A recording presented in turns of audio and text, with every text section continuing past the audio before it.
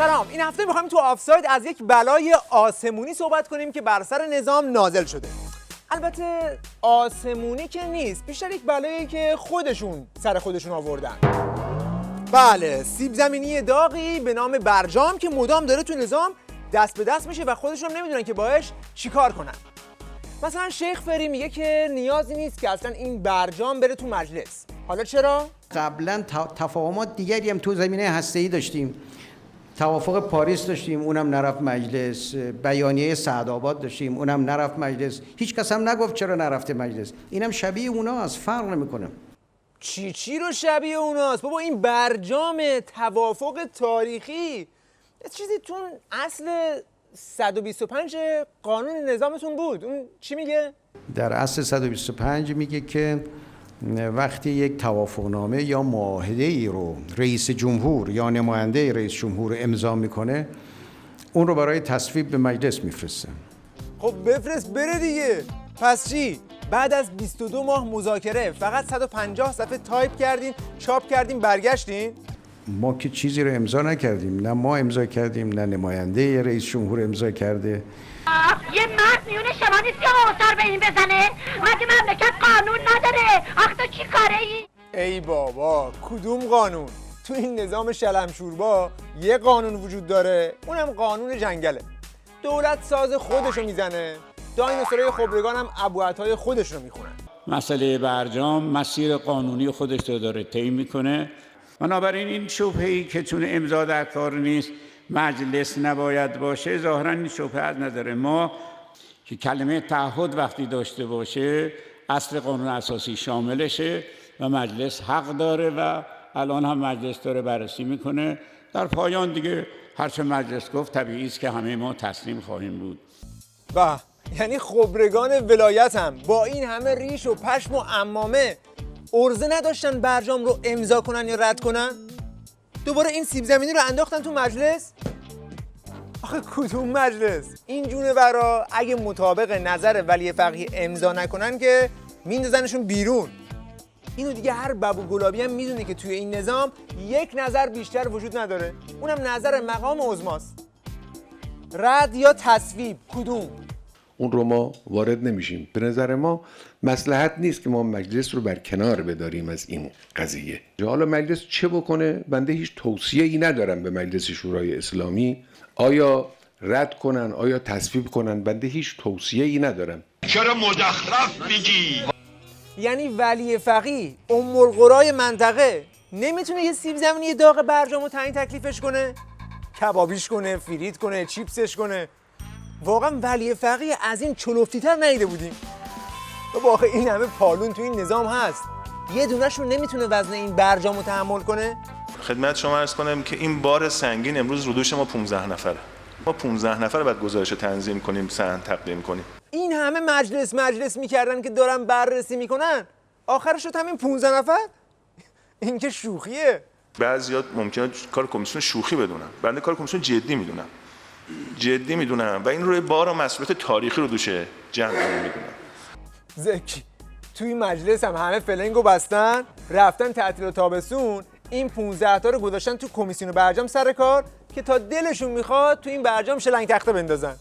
آخه وقتی کار از کار گذشته دیگه چه فایده داره؟ اینا هم اینقدر فک جنبونی کردن و تو این برجام چرخیدن که آخرش هم همشون گاوگیجه گرفتن. واقعا فرمایش های دکتر به گونه تون سریع میره، ما برداشتی پیدا نمی‌کنیم. حتی اگه فایل اصلش هم شما به ما بدید، چون ما الان محتوا رو خوب متوجه نمیشیم، از اون فایل استنباط خوب نمی‌کنیم. آقای پاسخ اینجوری ایشون حالا به سرعت گفتن یا من متوجه نشدم، احساس کردم خیلی تمرکزی نکردن رو پاسخ. یعنی من نفهمیدم. راستش آقای عراقچی ما نفهمیدیم یعنی شما یه خود عقلت کم. نه حالا یعنی عقلت کمه. ما تخصصش هم نداریم. یکم گیج میشیم، بعدش هم میگیم برداشت سیاسی. آخه این که گیج شدن نداره که، تخصص نمیخواد که، خیلی ساده است. این برجام نیست، زهرجامه. زهرش هم تلخ میسوزونه. یا باید دماغو بگیری و بدی بالا، یعنی رضایت بدی. اگه رضایت دادی اگه ندادی باز همدیگر رو میبینیم. اون وقت من میدونم و تو یه زامندار انقدی.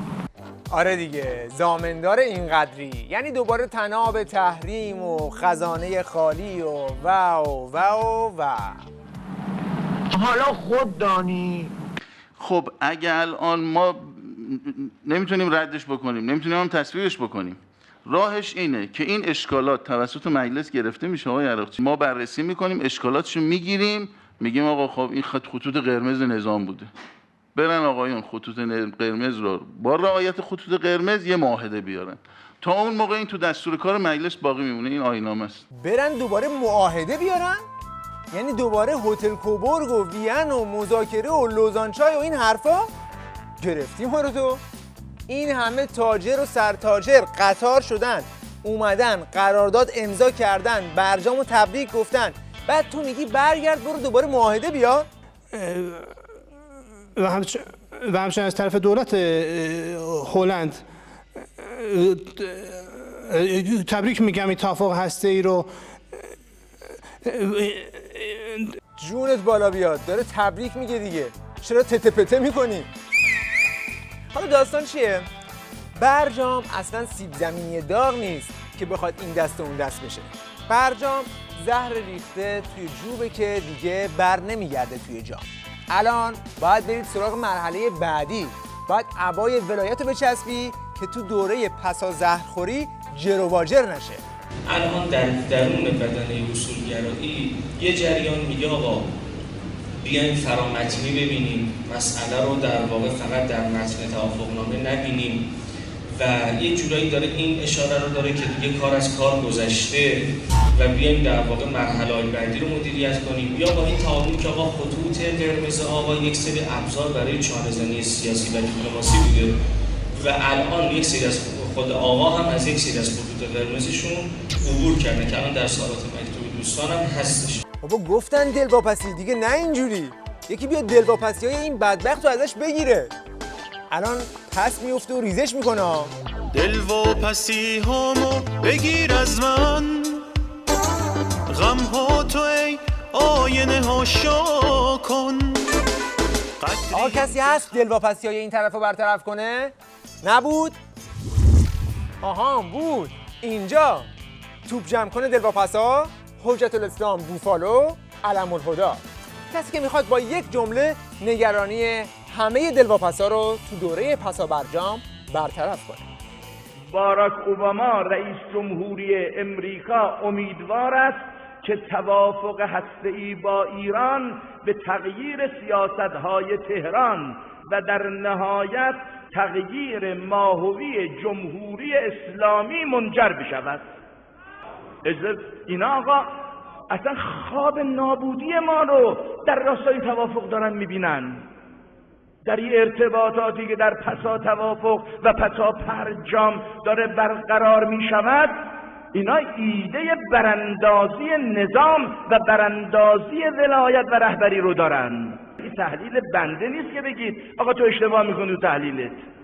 اینا رسما دارن اعلام میکنن ما این هستیم. که اینطور پس یعنی از برجام که رد بشن تازه میرسن به ایستگاه براندازی. این تحلیل بنده نیست، رسما اعلام شده. چه دلواپس چه دلارام، اینجا دیگه باید پیاده شی، آخرشه. شب و روزتون خوش. دیگه زندگیم داره ته میکشه، از دلم پیاده شو، آخرشه.